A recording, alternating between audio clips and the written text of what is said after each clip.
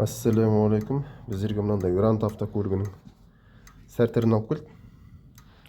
Сәртерін енді осыдан болып тұрма деп әкеліп тұр ғой. Қосып қарасам, мына бендекс қайтпайды ішіне қарай. Кірмейді. Қолмен итеріп кіргізіп тұрмын. Сосын мына жалғап қойып тұрмын ғой. Массасын әкеліп қойдым, фазын әкеліп қойдым, зажиганы әкеліп қойдым. Енді оны қосқан кезде автоматтан айырып жіберіп тұрмын қайта-қайта. Осыны сәртердің ішінде бірдеме клинит етіп бір не болса да. Осыны ашу керек. Сәртерді толық ашып алдым. Сәртерді ашқанда енді мына жақтары нормальный, мынаның корпусы, якоры, мынаның редукторы. Сосын манағы бендекс қайтпай қалып тұрған надан бола ма дедік қой мына. Бұдан емес екен ол. Ну, емін-еркін барып келіп тұр мына.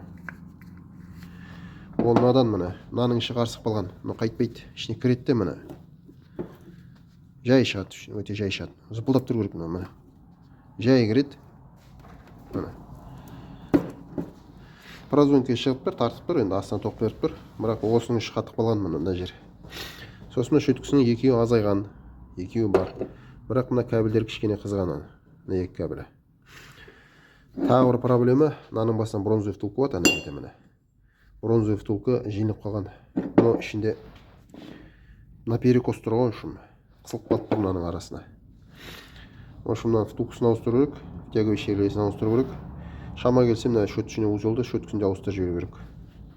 Сәртерді толығымен тазалап, мынаны жинауға дайындап қойдым. Себебі мынаны хабары болмағаннан кейін ауыстырма дегеннен кейін өзімнің ескі шөткісін, ескі тяговый шегелесін қайттан салайын деп тұрмын. Себебі хабар келмеді, ауыстырма. Бірақ мен тазалап қойдым, аналардың бәрін тазалап қойдым.